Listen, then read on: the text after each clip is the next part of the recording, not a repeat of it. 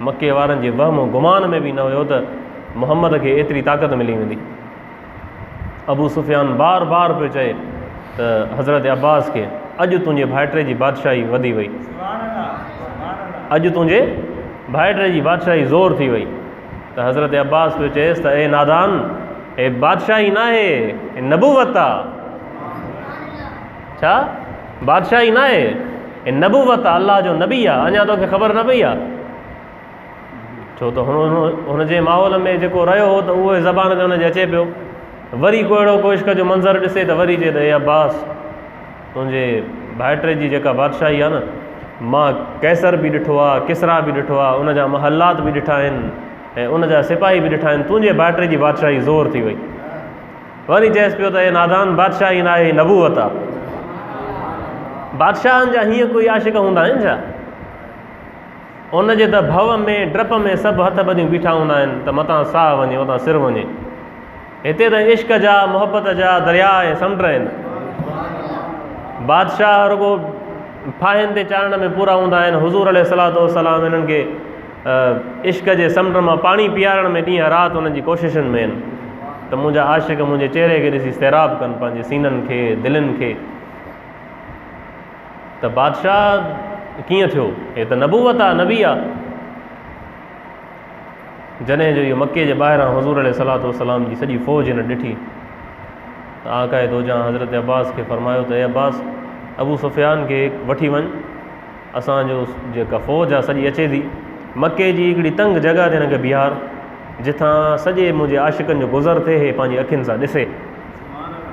उन्हनि माण्हुनि खे ॾिसे जंहिं माण्हुनि खे हिन हितां कढण ते मजबूर कयो, ऐं अॼु उहे ई माण्हू जंहिं शान शौक़त सां, जंहिं जाहो जलाल सां, जंहिं इश्क़ नबवी सां पंहिंजे सीननि में खणी थो गुज़रंदा, उहो मंज़र ई पंहिंजे अखियुनि सां ॾिसे। अबू सुफ़ियान खे हिन हज़रत अब्बास हिकिड़ी तंग जॻह ते वठी बीहारियो। जेको टोलो गुज़रे हे हैरान थी वञे, छा अंदाज़ उन्हनि जे सवारियुनि जो, उन्हनि जी पोशाक। छो त हुज़ूर अलैहिस्सलातु वस्सलाम फ़तह मक्का में अहिड़ो तरीक़ेकार अख़्तियार कयो जो ॾिसण वारो उते ई पूरो थी वञे। हिकिड़ो सादगी वारो हिसाबु हूंदो आहे, पर हिन फ़तह मक्का में हुज़ूर अलैहिस्सलातु वस्सलाम हिननि खे चयो त बाबा, जंहिंखे जेको कुझु आहे पंहिंजी नुमाइश कयो। छा नुमाइश कयो? जंहिं वटि जेको बहितरीनु फ़ौज जो ख़ुवद आहे, टोपी आहे फ़ौजी, उहो पाए। जंहिं वटि सुठी तलवार आहे उहो खणे। जंहिं वटि बहितरीनु पोशाक आहे पाए। जंहिं वटि सवारी खे जेको अॻे घोड़नि खे ढकींदा हुआ, पोशाकूं पाराईंदा हुआ, सिंगारींदा हुआ, पंहिंजी सवारियुनि खे सिंगारण जे लाइ जंहिं वटि जेको सामान आहे उहो पंहिंजी ॾाचीअ खे, पंहिंजे घोड़े खे सिंगारे। पोइ इहे छा था सम्झो जो 15, 20, 30 हज़ार सहाबी ऐं उन्हनि जूं सवारियूं सिंगारियल, उहे पाण बहितरीनु पोशाक में जॾहिं जो गुज़रनि पिया त उन्हनि जा चहिरा ज़ाहिर कोन हुआ, रुॻो अखियूं ज़ाहिर हुयूं। त ॾिसे पियो, सुञाणे बि पियो, पर सम्झी न पियो सघे त केरु आहे। हज़रत ख़ालिद बिन वलीद जो दस्तो गुज़रियो त चईं त हीउ केरु आहे? चईंसि नथो सुञाणे, हे ख़ालिद आहे। हिन चयो त अल ग़ुलाम, उहो नौजवान ख़ालिद। चईंसि हा, उहो ई नौजवान ख़ालिद हाणे मुस्तफ़ा करीम जी ग़ुलामी ऐं इश्क में आहे। उहो मंज़र बि यादि कर, अॼु हीउ मंज़र बि ॾिस। यानी सॼो इहो फ़ौज मके में दाख़िल थी वई। त बादशाहनि जो अंदाज़ इहो हूंदो आहे त जंहिं इलाइक़े में दाख़िल थींदा आहिनि, खून क़त्ल गारत हूंदी आहे, ज़ुल्म बरबरीयत हूंदी आहे। पर मदीने वारो साईं जॾहिं मके में बग़ैर जंग जे एॾो वॾो शहर, ऐं होॾे अरब बि कुरैश को ख़तमु कोन थी विया, उहे बि हज़ारनि जे तइदाद में आहे। ऐं हुज़ूर जी जंगी हिकमत अमली जे करे हुननि खे वारो न मिली सघियो। जेके जंग बदर में विढ़नि था, जेके जंग उहद में विढ़नि था, जेके जंग खंदक में विढ़नि था, या जेके मुआइदो था कनि, त इहे घटि ताक़तवर हूंदा। ईअं कोन हो त हे 2-3 ॼणा वञी बचा, मको ख़ाली थी वियो। हज़ारनि जे तइदाद में अरब ऐं कुरैश उन महिल बि मौजूदु हुया। अॻे जासूस हूंदा वॾा तेज़, हर जंग जी ख़बर पइजी वेंदी, पर फ़तह मक्का जी ख़बर हिननि खे सफ़ा न पई। ओ जॾहिं पूरी 30,000 फ़ौज जे मके जे ॿाहिरां वेठी, तॾहिं अबू सुफ़ियान खे ख़बर भई हे छा थी वियो। घर जे ॿाहिरां जेको कोई फ़ौज पहुचे, पोइ कहिड़ी तयारी थींदी जंग जी। 100 साल 1000 साल जंहिं काबे में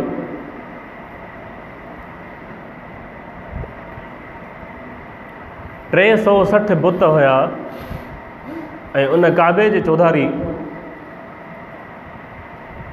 अरबनि जूं मर्द ऐं मायूं उघाड़ो थी तवाफ़ कंदा।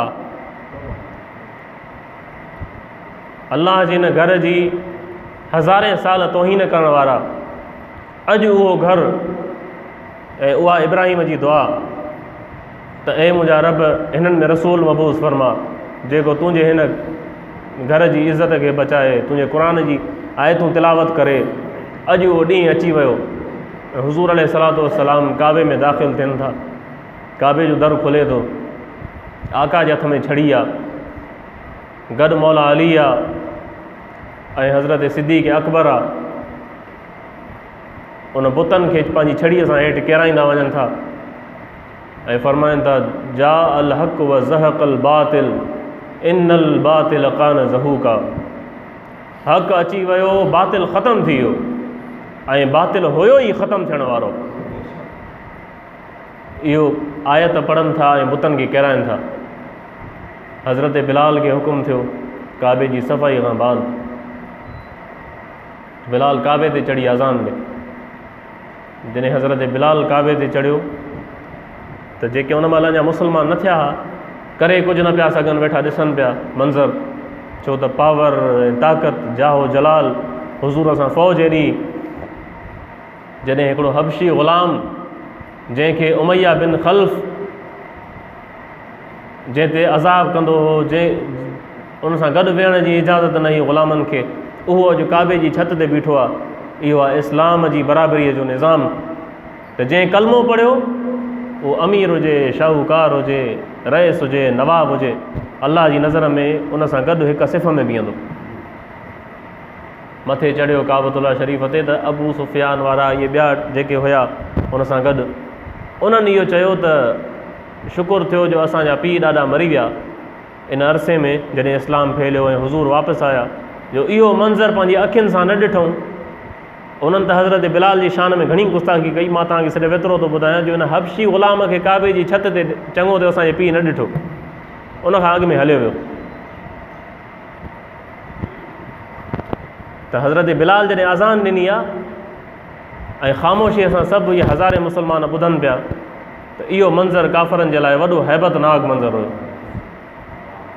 त हिकिड़ो जंहिंखे असां ग़ुलाम तसवुरु कंदा हुआसीं, उहो अलाए छा थो करे ऐं हज़ारनि जी तादाद में फ़ौज ख़ामोश आहे, आवाज़ु न आहे, सुईअ जो आवाज़ु न आहे।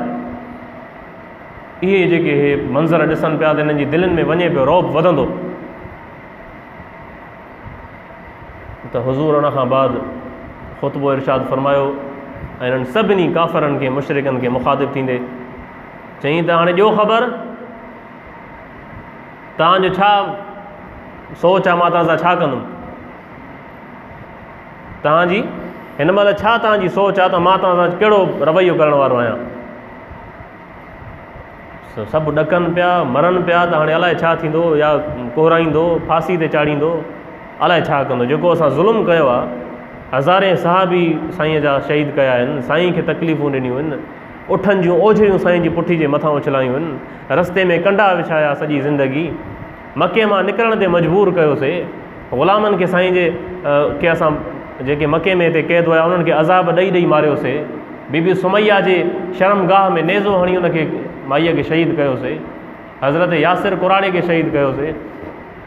हिननि जे ज़हन में त पंहिंजा करतूत हुया न, त अॼु जेके असां 7 सालनि में जेको कयो आहे, 13 सालनि में, त अॼु त अलाए छा थींदो, वियासीं।